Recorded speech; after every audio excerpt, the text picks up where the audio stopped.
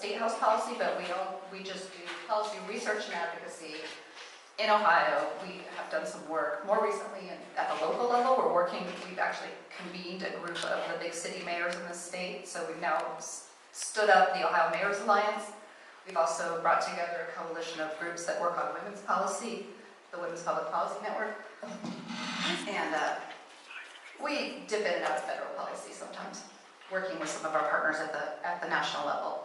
But I guess to answer the question about where IO fits, I guess what I would say is there are issue advocacy groups. You guys are probably aware of Ohio Environmental Council, and there's ACLU, and the Planned Parenthood. Those are a lot of 501c4s that lobby at the State House for specific issues, right? And then there's kind of what you would call more infrastructural groups. And that's really where we fit, is that we try to support the progressive infrastructure. So we will do research, but we don't stick to just one policy issue. We work in a number of policy areas, but we also try to arm our progressive allies with information and also messaging, just different tools to support the effort. And, you know, I'd say Progress Ohio is focused more on organizing, calls to action, really mobilizing the grassroots, and they have a great communications capability. So if you ever need to stand up a press conference, Sandy Tyson, those folks are great. And who's the third?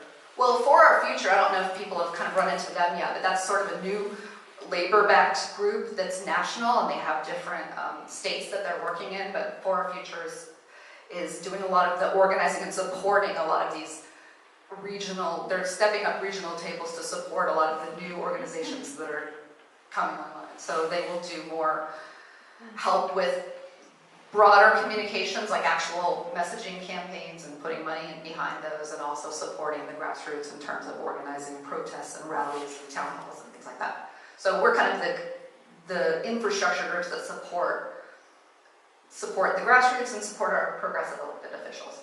So let's see, what have I got here? This is some of the work that we've done at Innovation Ohio. We do a lot of work around education policy. You've probably seen Know Your Charter is a project of ours that we've done along with the Ohio Education Association to let people know how much money their local school districts are losing to charter schools and how they stack up in terms of performance. For that money, we've also done a lot of work on the Ohio economy. What else we've got here? We've done a lot of work on paid leave. Paid parental leave actually was a project that came to us working originally with Liz Brown when she was running for Columbus City Council. She really wanted that to be an issue. She wanted to push it as City Council, and we did a report back in 2014 looking kind of the state of paid leave, and it was pretty stark to find that only 13% of employees in the country have paid family leave through their employer. So through that work, we were able to get Dayton and Cincinnati worked with us and implemented paid family leave policies for their workforce and municipal workforce, and Columbus has now come on board, but it took a little while, but that all credit goes to Liz for that. She's done great work in elevating that issue. A couple of things I just wanted to mention that we also do. So we've always done this traditional kind of think tanky kind of work of putting out reports. We're doing less of that these days because we're seeing different needs. And we're trying to arm the grassroots and the activist space with more actionable information. And so one of the things that we do, we've done it since we started in 2011, is a daily press clips email. You get on our email list, we send out a list of basically every story about politics and policy in all the big city newspapers, as well as some of the smaller papers around the state. And so it's kind of a quick way to see what's going on in state politics, state policy, state budget, education policy, just different things. But it's a really handy tool. You know, obviously some of those sites have password requirements, so you're not going to be able to see every article, but it's a good, quick first read of the day. We actually got an email yesterday from one of the reporters at the Dayton Daily News, Matt, that we would include a couple of her stories. So I took that as an endorsement. Another thing that we've just started doing, one of the things that I, just like you guys, after the election, I started plugging into every group I could. I went to Indivisible, I went to the Empower Ohio. I just wanted to do more. I felt like I'm not doing enough to resist, and I was going to need to really help out. And one of the things I heard from everybody that I talked to was, how do we find out what's going on at the State House? You know, we just saw this lame duck session with all these anti-abortion bills and the minimum wage statewide ban. How do we know this stuff is coming? How do we get involved? So one of the things we wanted to do was just get information out to people quickly. Here's the bills that are moving in Columbus. And so if you take away nothing else from this session tonight, I'm going to go in more depth on this resistance guide that we put together, which is kind of a DIY toolkit for people that want to go and lobby at the State House on specific legislation. But if you don't want to get in that deep, just tell me what to do, tell me what phone call to make. This email comes out once a week, usually on Monday, sometimes Tuesday, when I've got too much on my plate. But I think I get away with it because the legislature really meets on Tuesday, Wednesday, and Thursday every week. That's when they have hearings, that's when they have session. So what we do is we say, these are the 3 or 4 bills that are really moving. They're either having their first hearing and they're an important bill, so we just want people to know that they're starting to get attention and momentum, or maybe they're having their last hearing in a committee and they're going to be up for a vote in the committee level. Or they might actually be on the floor. We won't talk about every single bill. There's other ways you can find that out, what every single bill that's moving through the legislature. We really try to point out the ones that are both important issues and also at a critical point where you can start really making phone calls. So that's an email that we do once a week, and I've got a sign-up form at the table to get on that list. And then the last thing that I'm here to talk about is the resistance guide. I think hopefully everyone in this room has heard of Indivisible, knows that there's a guide. It started just as a bunch of former congressional staffers that were like, look, guys, you can't just call any member of Congress, you gotta call your member, here's what you gotta do. They tried to just break it down and say, here's how it works, here's how you can influence the process. Based on all the input we were hearing, people want that for Columbus. You know, they know that, yes, there's bad things that are probably going to happen in Congress, and more so now. I mean, we really haven't seen much out of Congress in the last few years because they have been divided government. They're so ineffective of moving anything that all the action has been in Columbus, but nobody's been paying attention. It's been really kind of hard for people like me that are, you know, trying to raise the alarm and then nobody shows up. But the idea is, if you want to, there's a lot of things that are really meaningful and will impact people's lives happening in Columbus. You can have an impact. It's very similar to the approach with Indivisible, except that you have a couple of additional benefits and advantages to work with. And, you know, we'll talk about those, but, you know, namely, I would say that our members are here in the community. They're a lot more accessible. These districts are smaller. They live here. They go to church here. They have their kids in school here. They spend time here. You're going to run into them. If you can kind of get to know them, you'll know how they tick, and you'll know what, you know, how to influence the way they think about bills. Even if they're not going to be with us, you know, you can kind of get to know your member and know what might be more successful than other things if you hear them talk and see what kind of bills they are introducing. The other real advantage is that, unlike Congress, regular Ohioans can testify in committee. And that's a really big, amazing tool that we have. They invite every single time they have a hearing. There's something called public testimony, and we should take advantage of that. If you don't like talking in public, like I don't like talking in public, you can submit written testimony. But it's a great way to reach a whole bunch of people all at once, all these members on the committee. They're the ones that are going to decide if that bill's going to move forward. And so if you could talk to them all at once, you're going to save yourself a lot of phone calls and meetings. So why don't we switch over and look at the resistance guide slides, because I don't want to take too long. We can talk about specific bills maybe at the end, and what we could do is sort of workshop it. If there's bills that you guys are interested in as well, we can maybe pull up. What I want to do is kind of just walk through really quickly some of the information that's in the guide. I've got, now,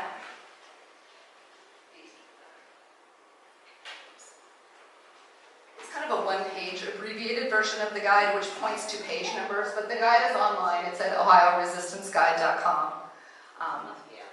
I have a few print copies of it, but there was a problem with the printing, so people are welcome to take the print copies, but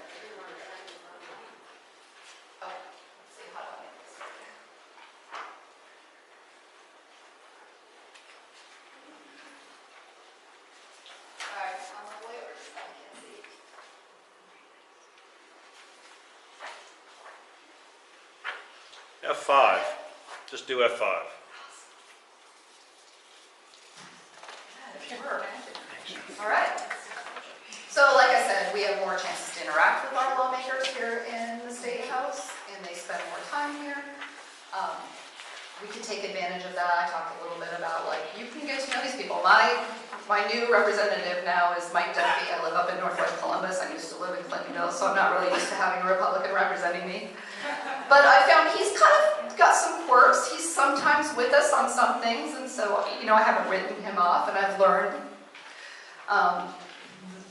There are ways to approach him. I know what issues he cares about. He really cares about, like, public utilities and how much consumers pay for utilities. So, you know, it affects the way that I approach him. I've also learned by following him on social media that he's really engaged on social media. So I'm really lucky. If you have a member that's engaged on social media, take advantage of it. I mean, with Duffy, I can actually just send him a little Facebook message and he'll respond right away. He's even like, I don't know if you guys remember that issue with Easton where they gave the big tax abatement and didn't include the Columbus Public School Board in deciding whether to give that tax revenue away. And I read in the article that the state legislature had passed some sort of amendment that allowed that to happen. And so I wrote to him and asked him to explain it to me, and he sent me on lots of information. So he's actually been pretty helpful, but, you know, he still doesn't always vote the way I want him to.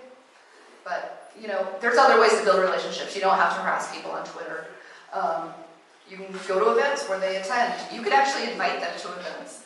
And as you've seen, people in elected office, including state representatives and state senators, like anytime you can gather a group of constituents together, they'll come.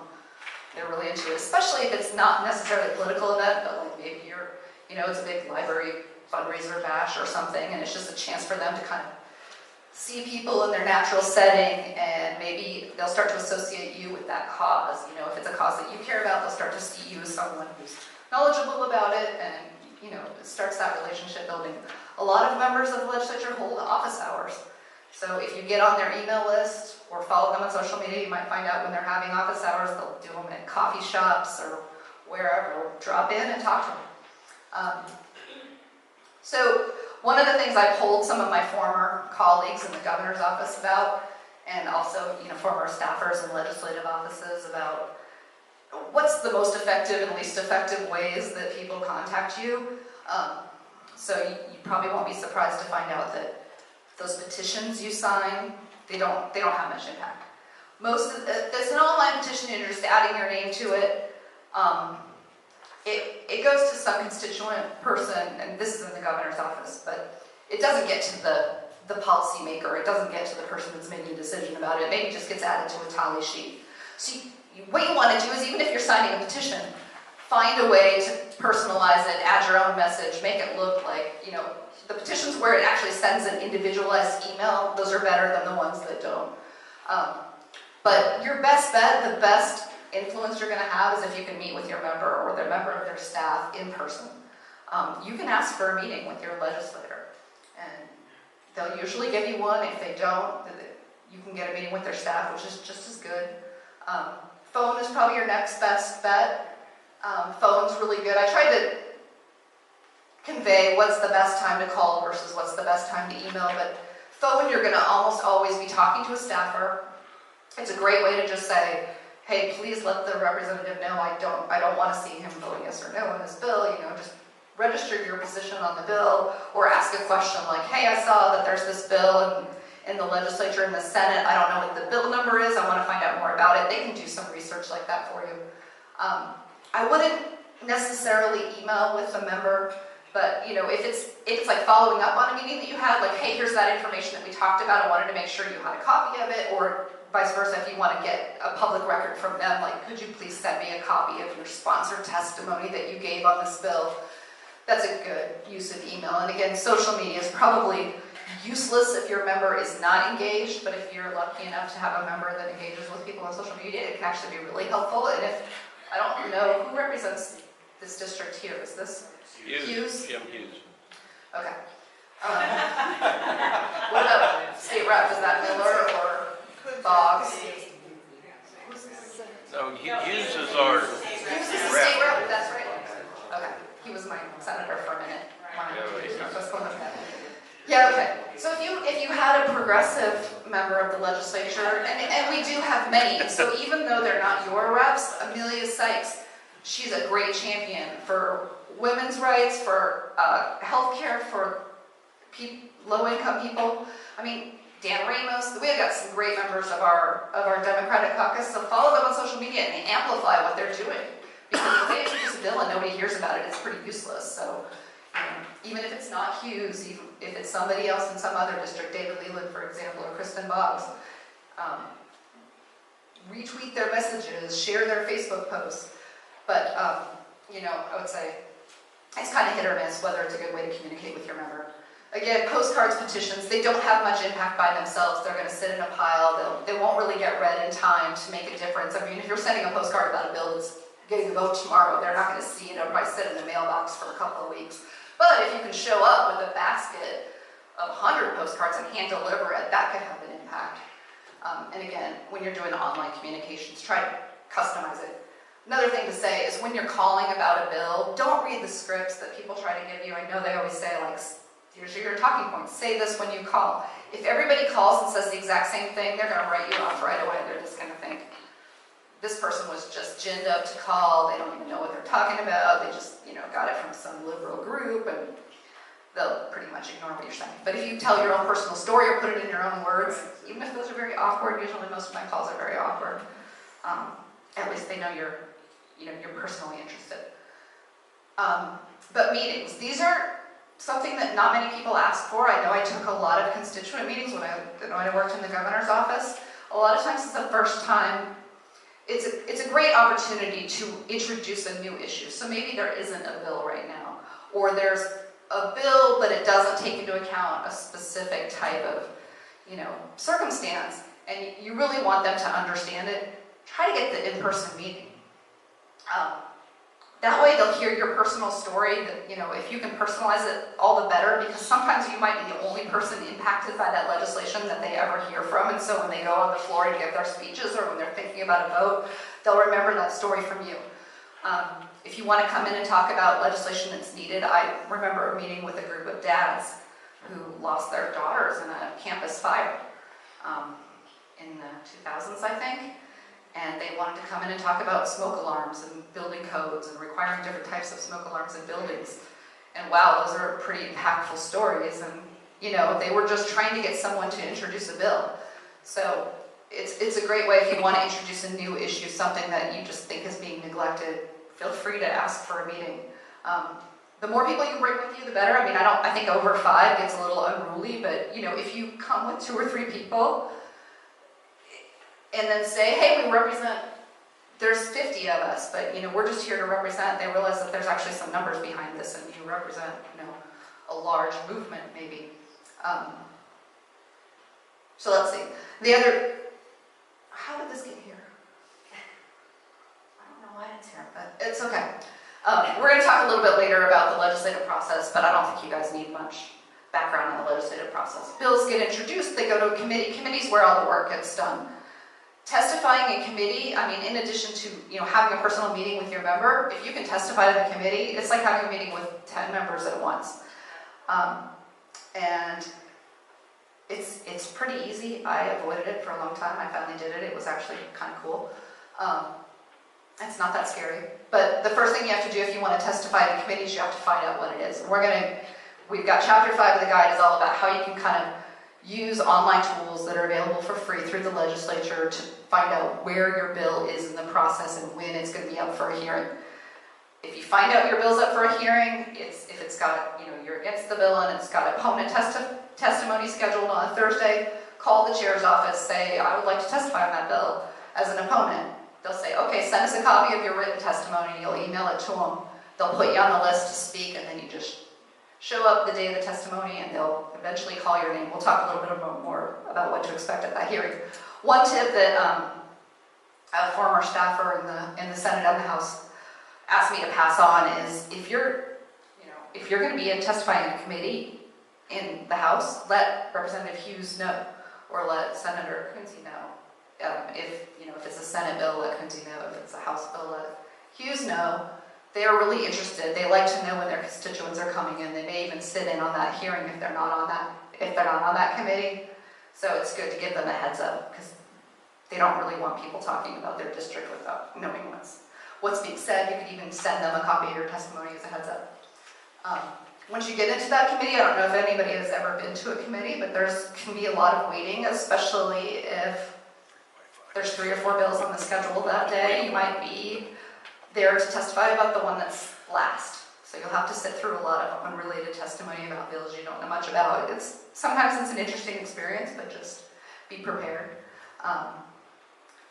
There is Wi-Fi in the room. You can live tweet the hearing and kind of let people know what's happening. You should be a little bit careful taking photos and videos. They have really stupid rules. Photography is usually okay if you're subtle about it. Like if you want somebody to take a picture of you while you're up testifying, you might want to give the chair staffer a heads up and make sure that's going to be okay. You cannot have somebody come and set up a tripod and videotape you testifying to the committee unless you ask permission first. They really don't want you to take video of them and put it all over the internet either, so you have to get permission first to do video. With photos, I'd say just be discreet. Like if you're doing a little cell phone photo, I think it'll be fine. But just know that they could always tell you not to. You will be standing to testify. There's no nice committee tables like you see in Congress. You're standing like this talking to the members up there. So if you are unable to stand and give testimony, you might want to give the committee staff a heads up and they can make arrangements for you to do your testimony seated. Basically with testimony, you provide written testimony in advance and all the members will have it at their desk. They have a little iPad and they can follow along. So if they're looking down, it's not necessarily they're ignoring you, they're actually probably reading along. But basically what you do is you get up there and you read it to them. It's kind of weird. But if your testimony is really long, like 5 pages long, maybe you could just read parts of it. Nobody really needs to hear all of it. There's some weird formalities that once you're done with your testimony, just thank them and wait at the podium and they'll give a thank you for coming in and say, are there any questions to their fellow members? If their members have no questions, you're done. Congratulations. If the members do have questions, so say Representative Smith asks a question, Representative Smith is going to ask the question through the chair. It's a little weird, so they'll say, Chairman Hughes, to the witness, here's my question. Then you would respond and say, Chairman, Representative, here's my answer. It's no big deal if you mess it up. It's just give me a little inside tip. You'll see that, and that's kind of the way it's done. And if they ask you a question you don't know the answer to, you're not expected to be an expert on everything. Don't worry about it. Just either say, I want to tell you my personal story. I don't know the answer to your question. If it's something you think you could go easily find out, I'll follow up with your office and send you an email, and they'll be happy. They'll be fine with that. They're not trying to catch you with some gotcha. That's what they usually do with lobbyists and people like me.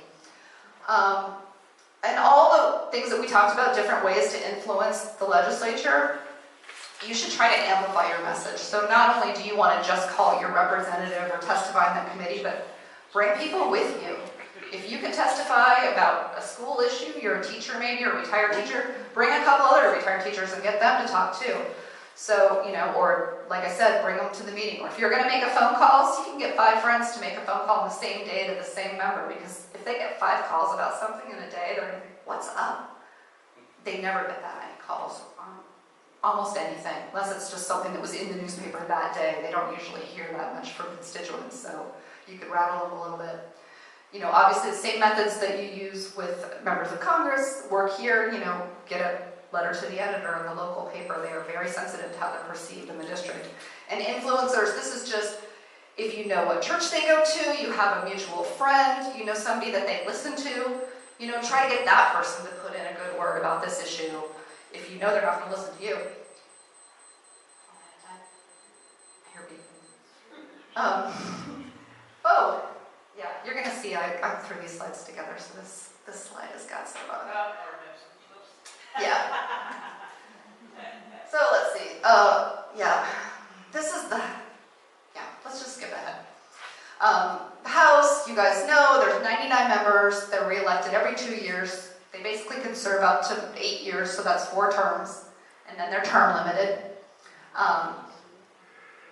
As we'll see, let's go to the next slide. Whoa. I don't even know where I am. This is a mess. I feel like this is an old version. Yeah. Okay.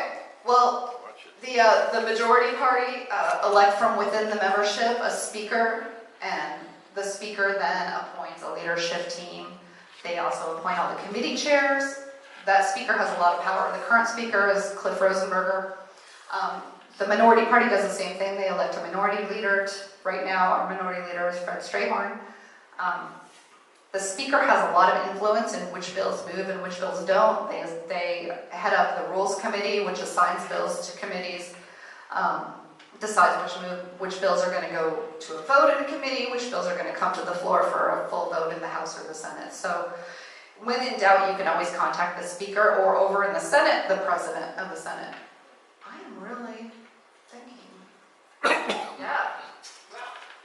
I'm sorry, you guys, when I moved my slides from my laptop to the library's laptop, I think I moved an old version. So what we'll do now is we'll just go through some kind of DIY bill tracking, if that makes sense. And we can look up bills. If you guys have bills you're interested in, we could actually look them up here. But this is basically what I wanted to do was figure out, because a lot of people that follow the State House and are involved in the State House, they subscribe to a paid service called Gongware or Hannah. They cost a lot of money. I think it's like $700 a month for Gongware. It's great. You can track bills. It'll send you alerts, all kinds of stuff. But there really is no free tool that I'm aware of for people to use for the legislature, like there is in Congress with GovTrack and different tools like that. So you kind of have to do it yourself. But it's doable. You can do it. So I taught myself this year how to do it without Gongware. So one of the first things you'll want to do when you get to the legislature's website is, if you don't know, you can find your member. There's a little zip code look up here, and they'll tell you who represents you. That's always helpful. And then the next step is maybe you want to search for bills. So the ideal situation is you know the bill you want to search. So for example, there's a bill called the Pastor Protection Act. I don't know if anybody's been following that, but that bill would provide that an ordained minister is not required to solemnize a marriage if they for a wedding that they disapprove of. Totally unnecessary legislation, but that one got a few hearings earlier this year. So I'll just type in 36. What did I type in, 36? Yeah, here we go. So it'll bring up everything. Senate Bill 36, Senate Resolution 36. There it is, House Bill 36. So I actually knew the bill number. That was helpful. Let's go to a bill page. Some basic information here. Is this too small? Let's see. So there's a little bit of navigation up here. This is the summary page. That's why it's underlined. There's also a page with some documents about the bills, the status of the bills, and the votes. But what we can find out from this screen is we see the bill number, we see what is the short title of the bill, the sponsor's name is Representative Vitale. There's a lot of co-sponsors on this bill. All these things, by the way, are clickable, so you can kind of dig down if you want to. And here's some subjects that it's about, and here's the committee that it's in.